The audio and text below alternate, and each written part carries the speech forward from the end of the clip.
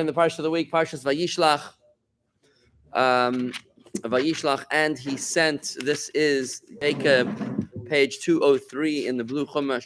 This is Jacob who sends angels dispatches angels to his brother Esau. Let's do a quick fly through the Parsha. Jacob is preparing for the dramatic showdown with his brother. He sends angels to intimidate or placate his brother, depending on how you read the verses. And the angels come back with a very negative report that's looking pretty nasty. So Jacob prepares the three methods: prayer, diplomacy, and war. And he has that enigmatic encounter the night before, which is when he's all alone and he's struggling with a stranger.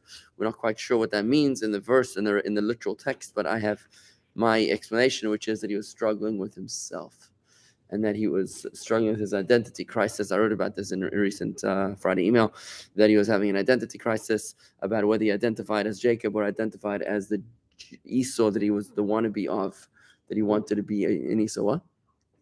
That's a new interpretation. You should read the email. It got tremendous reviews. It's actually some newspapers are picking up that article I wrote on Friday. And Scroll says that he was struggling with Esau's angel, yeah, that which is Satan. Potentially, yeah, but then he blesses him, right? He blesses him at the end of that encounter, and he transforms his name from Jacob to Israel. And he damages The problem with that interpretation, the problem is that, of course, it's a very mainstream interpretation. The way I argue it is that it says, and Jacob was alone, and he struggled with a stranger. If he's alone, then how could there be a stranger? If he was with a stranger, then he wasn't alone, right? And that's reading the verses literally, right? So the way I explain it is a different interpretation. Shivim Panim Later, the 70 faces of the Torah, they're not mutually exclusive. Is that he was struggling with himself, with his own identity crisis, and I explained that in the context of overcoming anti-Semitism, because the next morning he neutralizes Esau. Esau's bite becomes a kiss. So the way I explained it is that the reason that Esau magically relinquished his animosity was because Jacob was no longer trying to be Esau after the night of identity crisis. He was now comfortable in his own skin as a Jacob. He was no longer trying to be Esau. And I proved it with the origin of the blessings to Esau, that Esau's dominion over Jacob is only when Jacob weakens in Torah and mitzvahs. That was the blessing that Isaac gave him last week's Torah portion. Because otherwise Jacob rules over Esau. The only time Esau can rule over Jacob is when Jacob loses his connection to Torah and mitzvahs. But that was last week. So you're placing no weight on the gifts that Jacob gave Esau in changing Esau's attitude towards Jacob. Of the Gifts. All the jewels. That Jacob gave to Esau? No, so I explained that yesterday. I said that, okay, look, yesterday we spoke about talking about the gates of trust. And Harvey, I know you had something to say to hold that point. Just in terms of the gates of trust. No, my point was that he gave him all these gifts. Maybe that changed Esau's attitude towards him. Okay, so let me ask you this question. So have you noticed in recent history that when Jews give gifts to enemies of Israel, they transform their feelings? Have you seen that happen? They take over more. Yeah, have you ever seen that? That because we invented the cell phone or sent a hospital to Haiti, that suddenly they're becoming our friends? Absolutely not. Well, Entebbe raid, right? That airport was built by an Israeli company. It was built. That's why they knew. They had all the blueprints. They knew exactly where everything was because Israel built it. Same thing with Tehran. In Tehran, they built one of the main. I think it was the airport. It's got a Star of David on top. And one day the Iranians realized, oh my God, there's a Star of David there. We got to take it down. But it's not for lack of gifts that we've given. Even after all this happened, wasn't 100% sure that Esau has been favorable to him. That's why he said, "I don't want you." How could you ever be 100% sure? That's what makes life exciting.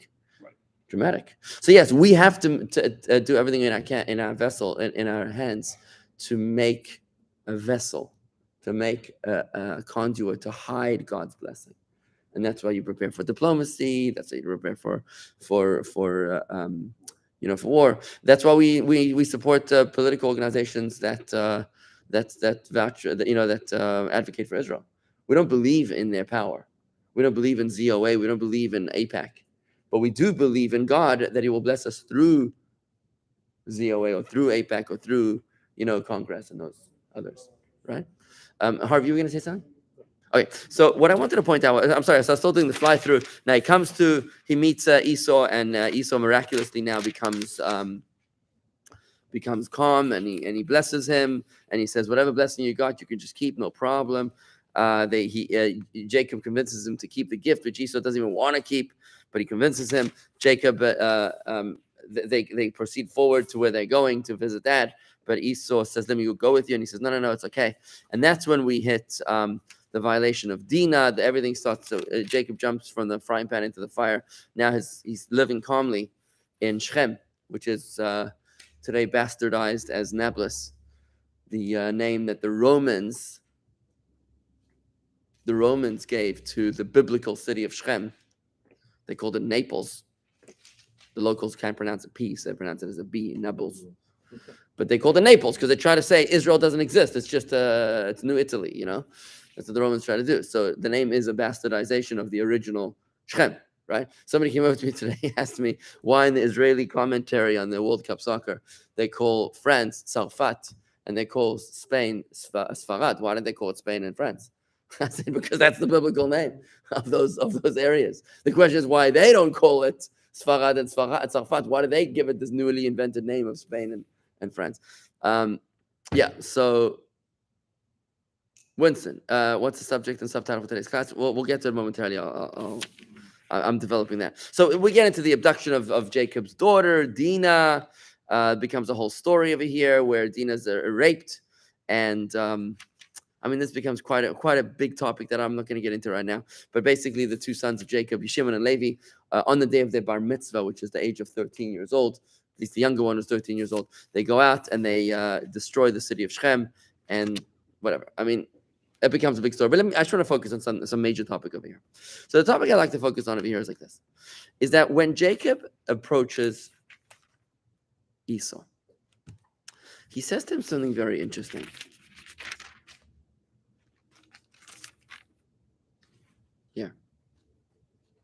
It's at the very beginning of the portion, 2 or 3. Having successfully fled, his father-in-law Jacob prepared to confront his brother Esau. 2 or 3. His mother Rebekah told him that although Esau still harbored his long-standing hatred against him, the passage of time had softened it somewhat. So Jacob hoped that a conciliatory message might assuage it altogether. He did not risk sending human messengers whom Esau could harm. Instead, Jacob dispatched angels as messengers ahead of him to his brother Esau. How do you get angels?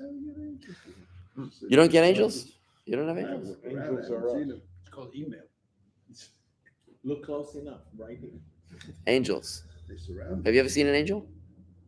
No. They don't self-identify, but there are angels around us. There's demons around us too. Well, they've been banished by the Baal Shem Tov. It's a good question. How do you get angels? I guess if you're Jacob, you get access to that. It's a VIP lounge by invitation only. Special credit card from Amex. Okay. It's not the black card. It's beyond that. Beyond the black. You don't even know what that one's called. These angels assumed human form for this mission, for Esau was not sufficiently spiritually refined to survive a face-to-face encounter with angels. So these angels assumed a human form. He sent the messengers to the land surrounding Mount Seir, which ever since Esau had started frequenting it, had become known after his name as the field of Edom. Now, he instructed them as follows. Thus must you say to my master, so said your servant Jacob. There is no need for you to be concerned about our father's blessing to me that I will rule over you. That was what he was mad about. For he made this blessing contingent on my first becoming a recognized political leader. And I am anything but that. I'm a shepherd. In fact, I had been sojourning with Lavan in his land for the past 20 years, during which time my social status has not risen above that of a simple sojourner. Because I've been dependent on Lavan for my livelihood all these years, I've delayed my return home until now. But I'm also proud to say that even though I've been sojourning with Lavan all these years, I've continued to faithfully observe the Torah's commandments, and I've not been influenced by his corrupt ways. So I'd like to focus your attention on the Hebrew of this verse, number 5. Excuse me, one thing, Torah's commandments. Now, of course, the Torah had not been given yet. Oh, good observation. Nice. So if you go to verse 5 in the Hebrew, right? Vayetzav otam lemor, And he commanded them, saying to the angels, Kot seimrun ladini le'esav, so shall you say to my master to Esav, Ko yamar avdecha Yaakov, so has spoken your servant Jacob. Im lavon garti, with Lavan I have lived, and he delayed me until now. In other words, I'm a nobody. I'm a garnished. Im lavon garti, look at those words garti. The word garti has a root, means I lived. I lived with Lavan. How did they translate here sojourned? I don't know what sojourned means. Actually, maybe sojourned is a good translation. I'll tell you why. Traveled with, yeah. It's interesting. It's probably a good word. I'll tell you why.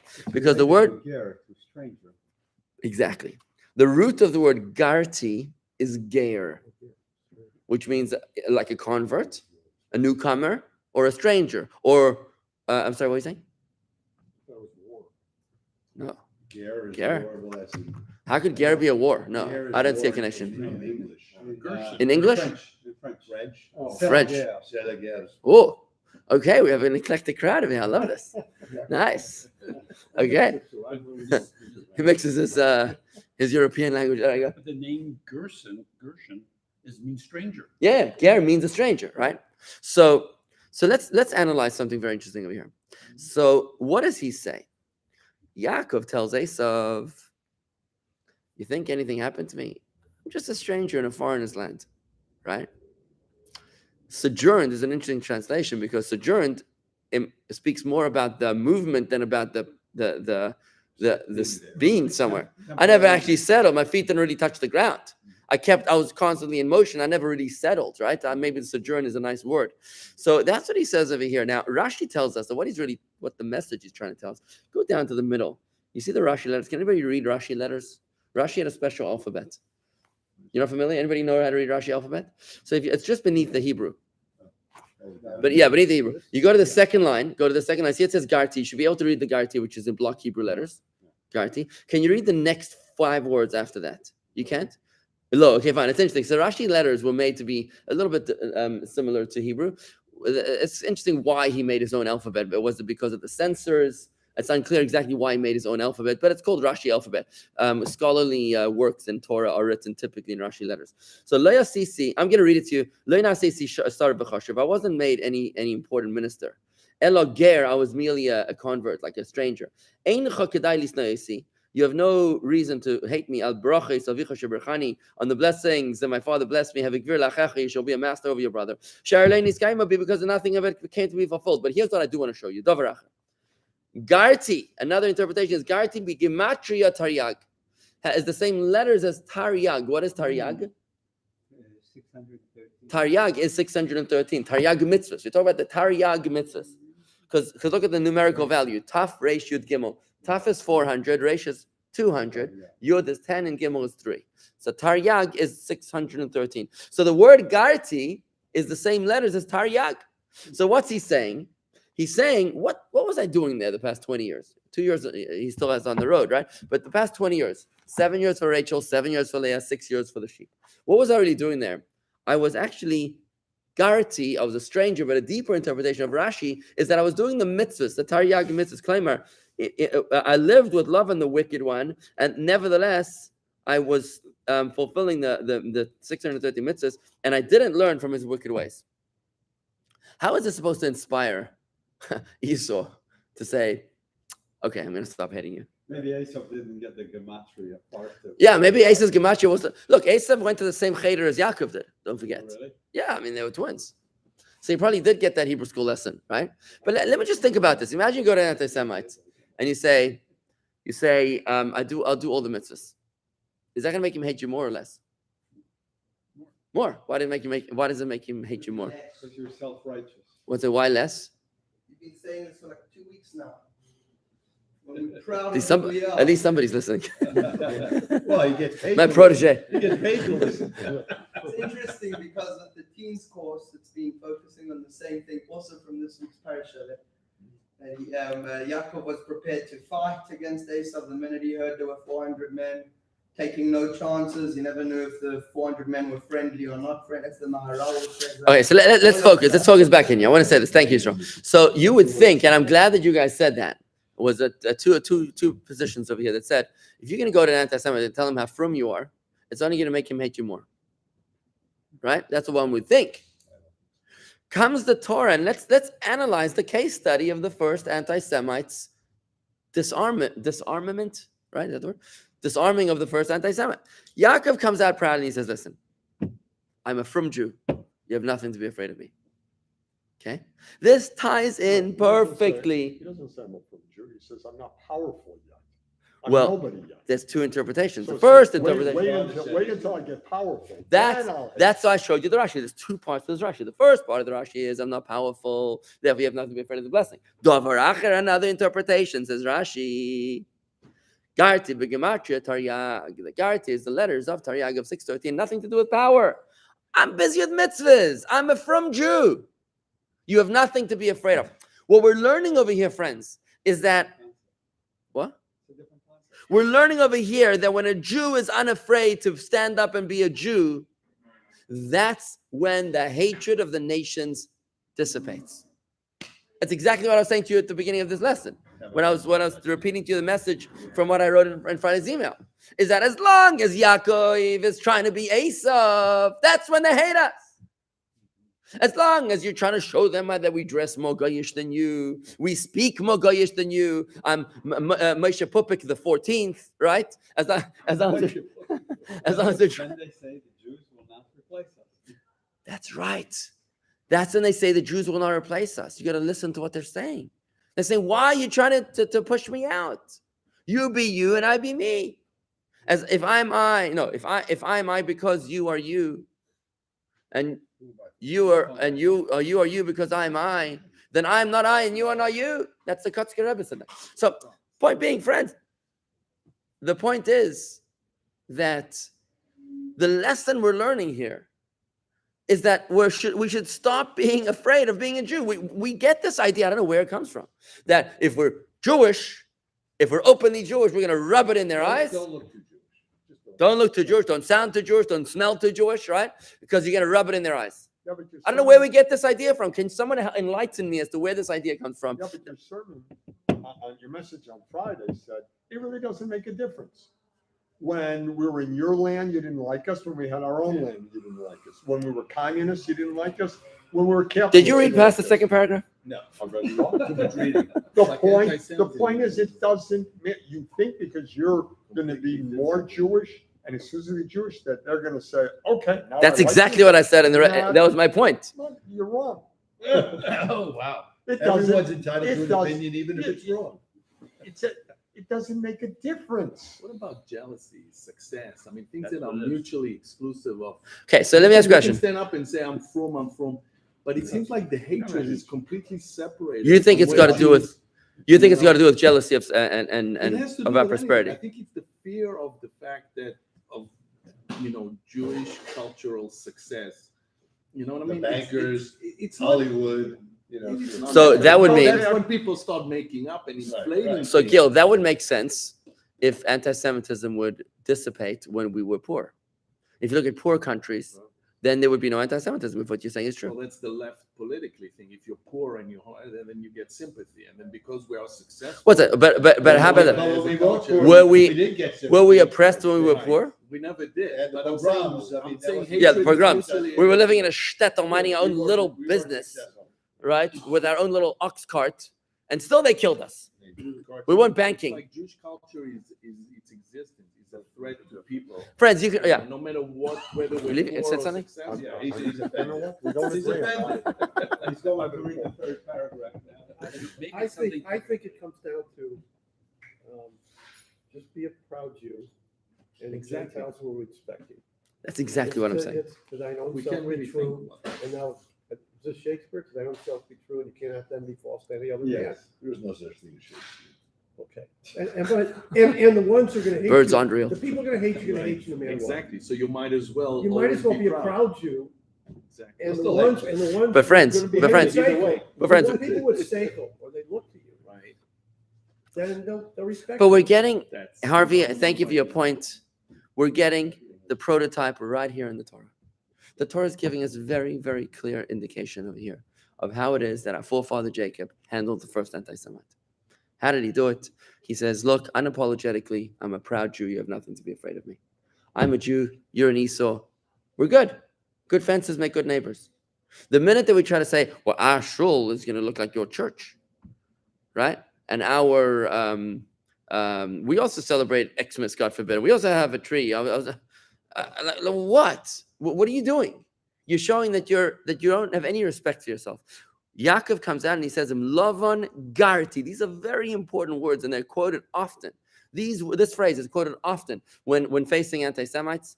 Jews between themselves will say, quote with him, Lavan Garti. Let him know that you're a proud Jew, that you're not afraid, right? That you're not going to intimidate me, because bullies love to pick on the weak, not on the strong. But I want to take this a step further. But what happens with like Williamsburg or Crown Heights? You have these young Jews with the beard, with the yarmulke, and they're attacked by these blacks, beaten and thrown down in the streets. It's not like they're hiding who they are. It's not like they're not proud of being Jews, but they're still being attacked. I think that those communities are holding their own, and they are doing a very good job at defending themselves. Or if you're talking about a random punch in the face, yeah, I mean that people are mentally ill everywhere. I mean, it's I think the example. But another point I want to say to that is that the entire Jewish people is one organism. We're one organism, and when the heart is healthy, but the leg is gangrenous, gangrene, God forbid, then the whole body is unhealthy. So when a majority of the Jewish people today don't have the courage of their convictions and don't stand up for Imlov and Garti, then it impacts even the frum communities. Absolutely, go ahead. But I just want to say, I think the state of Israel and the way Israel handles, I think that's Judaism through strength, and strength brings request. I think a lot of what you say is that we can still be who we are, and the fact that Israel, let's say, has nuclear weapons and this and that, and that's the only way we're going to get respect, is continue to be Jews, continue to be proud as a nation, as people, and it's only. Okay, I think you're moving in the right direction, but I think that you're missing one ingredient. Yes, deterrence through strength, 100%. First of all, Israel doesn't do deterrence through strength. Sadly, they're still talking about giving away land, giving back land, giving back land, because we don't own this land. God forbid, this is not our land. To think that we actually own land, what? Yeah, to think, God forbid, we don't own land. We are apologizing for living here. We appreciate you letting us live here when you're not shooting missiles. I think that's pathetic. That's the weakness. It's the weakness. That's what's the start. To say that Israel is strong, I think is sadly very debatable. But I want to answer his point. But to say that it's deterrence through strength, through military strength, is nice. But how about deterrence through imlavon garti, through Jewish identity strength? In other words, it's not about. It's not only about being able to stand up and say we have missiles and rockets, because you're being like Esav. Those are the voice of Jacob. The sword and the olive tree at the same time. How about the sword and the prayer book? Do you know what I mean? How about the sword and the tefillin? Where's the tefillin? And for Israel today to be a society which tragically is anti-religious in many respects. In some respects, they're tolerant, but in many respects, Israel is a secular society, because God forbid we should become a theocracy. God forbid. That is like the worst thing in the world today, in the modern world. You'd rather be if you think about it, theocracy is like the worst thing in the world, right? For Jews, we couldn't even process that thought. But what the Torah is telling us is that we have to have the courage to believe in ourselves. What's the exact definition of love and guarantee? I sojourned, What? or I was a stranger with Lavan. I was a stranger amongst Lavan, which means, that's the literal interpretation. Right. But Rashi's interpretation is that I fulfilled the 613 mitzvahs all this time. Actually, the Rashi interpretation, both of them are. It's interwoven here. Woven into. Yeah, okay. What were you gonna say? The translation. What of the about side. the thought process that why there's anti-Semitism is because we believe and we convince the non-Jews that we have a direct line to God, and they don't. We never said that. Whoever said that? We never said that. God, we are God's people all the time. They said that. It's in the Bible too, in the Torah too. Is that our fault? What's the difference? Are you saying that makes them hate us? Let Let me ask a question. It's not a right or wrong. Did your wife choose Causes you? them that line of thinking of I hatred. choose her. Did she choose you? I don't think. Yeah, so. fine. So you chose her. Does that mean all the other women in the world are ugly? It's all Or about evil? jealousy. You could say in good times Jealousy. and in bad times, Right.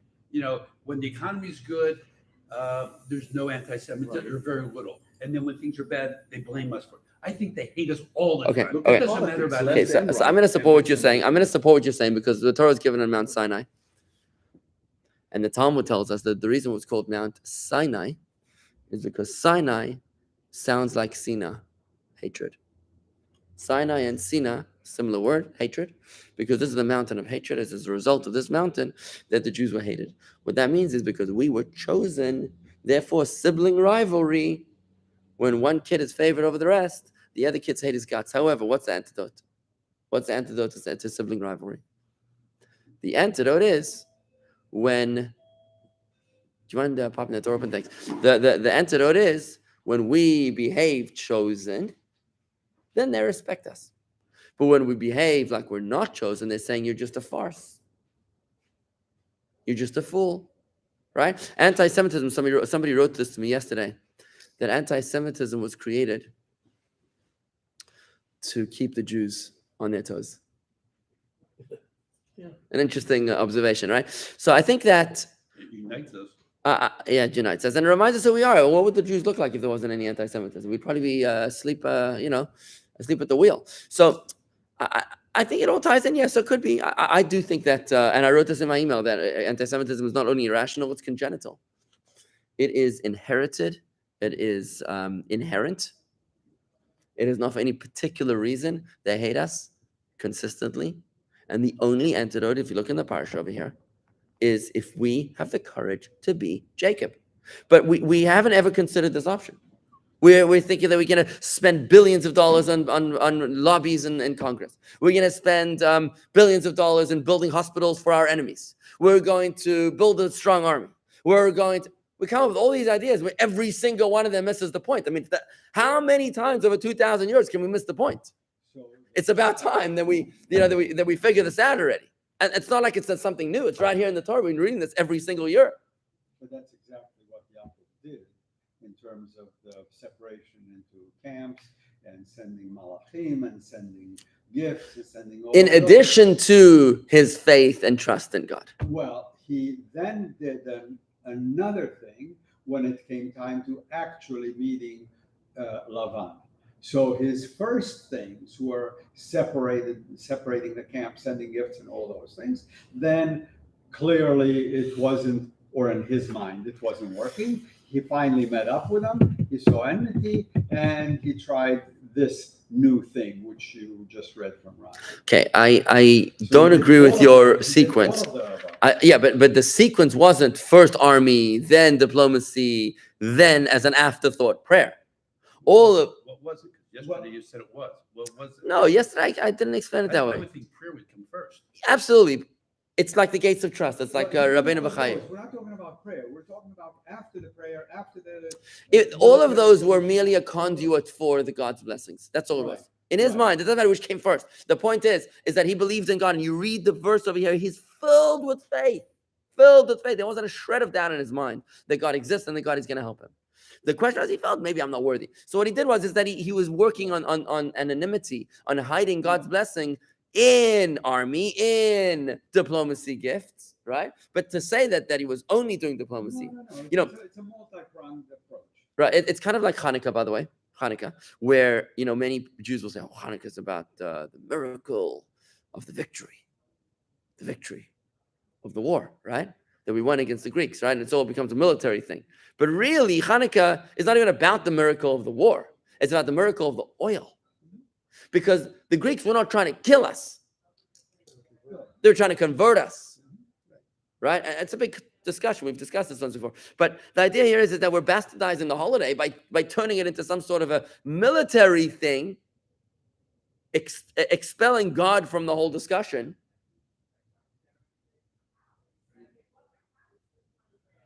There's actually in the early Zionists, they have a song which they still sing today, that we don't believe in these Baba Maisa miracles.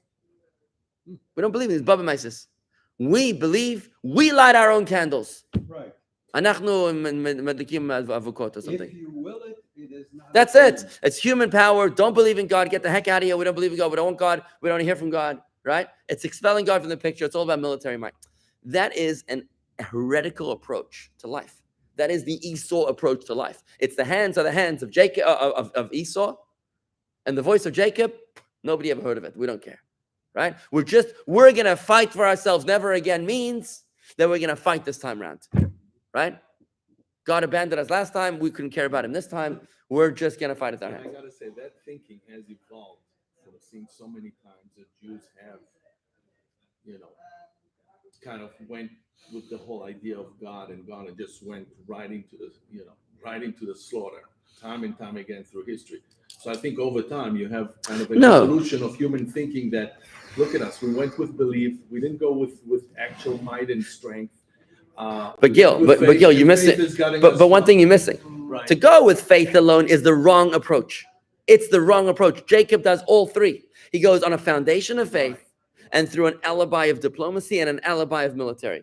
To go in like sheep to the slaughter, But that's modern history. Anything from the Holocaust, Yeah. going even to the yeah, it's tragic. We just I was at a dinner the other night for my daughter's high school, and there was a lady there from Ukraine, and she was saying that her whole family was calling her every day, get out from Kiev. There's a war coming. And they didn't believe it. They didn't believe the war was coming. 4 a.m. her husband woke her up and he says, don't panic. But the war started as the bombs are going on around their house, right? It's amazing. It's human nature that we like just don't realize, what goes on. It's what happened in the Holocaust, right? Hard to blame them. But my point is that let's follow the example of Jacob. Jacob lays it out for us. Faith, war, diplomacy, all three together. And fearlessness in the face of Esau to say, I'm not afraid of you. I'm a Jacob. When I'm a Jacob, that's when I know that I don't have to be afraid. But I want to take one more point. One more point, guys. And I want to contrast it with something else that happens later in the portion. So please turn to when he finishes with Esau, bottom of 211. Bottom of 211. They part. Verse 17. Jacob moved on and arrived at the place that he would later name Sukkot, where he tarried for a year and a half, in the year 2205 to 2206. Having arrived in the summer, he built temporary shelters for his family and livestock. When winter came, he built himself houses for his family to move into, and the following summer arrived, he made shelters for his family and his livestock. He therefore named the place Sukkot. I'm trying to read this in the original verse because that translation was complicated. In the Hebrew, go to the bottom line of the Hebrew 2:10. V'Yaakov nasa Sukkot. He went to this place called Sukkot. V'Even labayit, and for himself he built a house. Ulemikneu asa Sukkot, and for his possessions he made sukkahs. What are sukkahs? Shelters, huts, shelters, huts, temporary shelters, right? Huts. So for his money, he made temporary homes. For himself, what did he build? Sturdy House. Contrast that with what we read over here. How was he living by Lavan? Im Lavan garti. With Lavan I sojourned, right? So when I was with Lavan, I wasn't quite living there, right? I was always moving when it comes to so there's a very interesting idea here developing, right? Okay. When it comes to his physical possessions, with Lavan, I was amassing all this wealth. I was just a stranger. When it comes later to Shem, when it comes to my wealth, he builds just temporary huts. But for himself, he builds a house. Because for a Jew, I'm not defined by my possessions. Remember that story I told you yesterday about the Maggid of Mezrich? The traveler asked him, where's your possessions? He says, with your possessions, I'm just a traveler. I'm also just a traveler, right? A Jew's approach is that I don't live here. This physical world, the materialistic possessions of this world is not my home. Where do I live? I live in my neshama, I live in Torah, I live in mitzvahs, right? When it says, Vayiven lo bait, he built for himself a house. What's loi? For himself, for his neshama, for his spirituality, that's why he built a house, something permanent. But for his possessions, for that he built only a sukkah, temporary dwelling, right? Now this is obviously connected to Taryag mitzvahs, to Imlavan Garti. What was I doing in Imlavan? I was fulfilling the 613 mitzvahs, right? So even though I lived over there, nevertheless, my main focus was on the 613 mitzvahs. We, as Jews, can't identify with where we are right now. We've got to be able to identify with the ultimate purpose of it all. Remember when, in the verse prior, and I did this verse yesterday, Esav says to Yaakov, I want to go with you. Let me accompany you. So he said, no, I'll meet you there at Har Seir. He says, I'll meet you at Har Seir. When is Yaakov going to go to Har Seir? Was he lying? He wasn't lying. He's going to go there with the coming of the Mashiach. Yaakov says to Esav, listen, I'm focused on the goal. The goal is to make this world a place where Hashem, godliness is revealed. That's when the Redeemers will come to the Mount of Seir, when Esav will be transformed. I'm heading your way. That's where I'm focused on. My GPS, my Waze is a final destination. I'm focused on my final destination. For a Jew to live in the here and now is to be immersed and consumed with materialistic possessions. And that's an Esav style of living. It's an Esav mindset. The Yaakov mindset is that I'm focused on Torah mitzvahs. Materialistic possessions is nothing more than a vehicle that allows me to learn Torah mitzvahs, to bring consciousness to this world. But I don't define myself by my golf club. I don't define myself by my car. I don't define myself by my profession. When you ask someone, what are you? Well, I love asking people this question, what are you? So he'll say, I ask someone, what do you do? Or what are you? So the guy will say, I'm a doctor, I'm a professor. Sometimes, once in a while, the guy will tell me I'm a Jew. Ah, I like that. So I asked someone recently, what do you do? So he says, my best. I said, I like that. Very nice. What do you do? My best. Because do you define yourself by what you do, your manner of accruing materialistic possessions, or do you define yourself by your ultimate goal? If it's the former, you're being Esav. If it's the latter, you're being Yaakov. I believe that this ties into what Gil was saying earlier, that it's jealousy of our materialistic prosperity. When our focus is on wealth, when we define ourselves by our wealth, then they're jealous of us. But when we view our wealth as merely a vehicle to allow our true purpose, which is Yaakov, which is Torah mitzvahs, potentially, I've got to develop this thought. But we don't really define ourselves. It's just that you happen to put the TV on, whether it's Fox or CNN or whatever. And That's the problem. The problem is right there. You turn the TV on, but okay, go ahead. No. But the problem is when you see in terms of prominency and success, it's not like the Jew necessarily goes out of their way. It's just whenever you have an expert on this or this or this, is somehow, and we're less than 1% of the population here. There's a Jew here. There's a Jew there. There's a Jew in there, anywhere from the New York Times to the COVID panels to this to that. It's not like Jews necessarily, as a group, go out of their way to, show off their wealth. It's just that culturally, smart enough, get themselves to these prominent positions, and that in and of itself, without the Jew actually going out of their way and saying, "Look, I'm a doctor.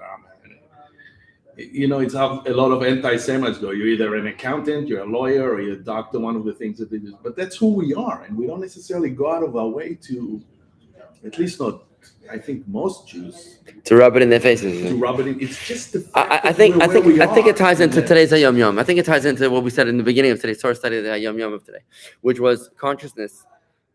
Matter is a derivative of consciousness. That how we perceive ourselves changes the reality.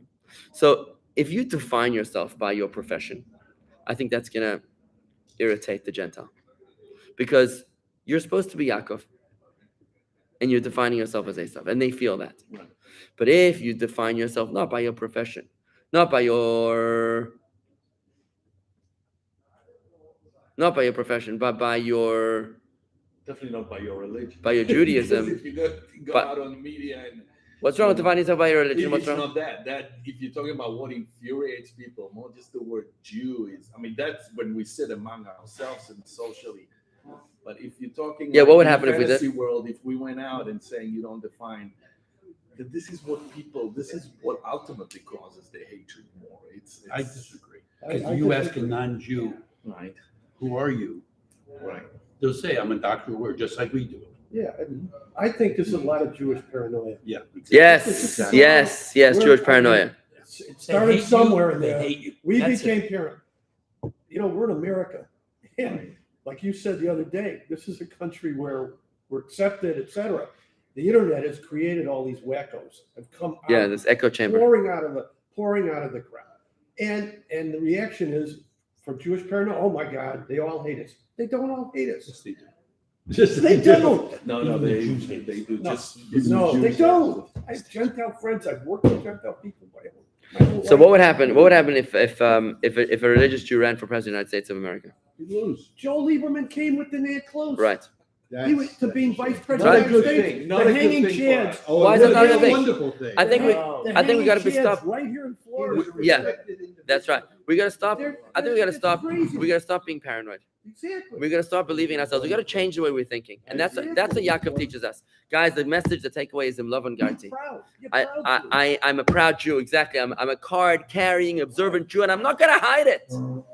I'm not gonna hide it because they will respect me when I respect myself. Winston, Bava Maisa means an old wives' tale. Have to stay stronger. I was wondering if you have a series really focuses on ego and how to tame and control it. Thank you. Sorry, off topic. I think I do have a series. It's called the series Have to Stay Strong is called From Warrior to Warrior. From Warrior WO to Warrior WA. It should be on jewishgardens.com/wisdom center. Winston, if you could please post that link to Have to Stay Strong at jewishgardens.com/wisdom center. The series is called From Warrior to Warrior. I believe that's the one you might need. Another one you may want to consider is Paradigm Shift. I don't know if you heard that one on my series as well. Anyways, folks, thank you very much. Take care. Shalom. Have a wonderful day. Tomorrow, Tanya, God willing.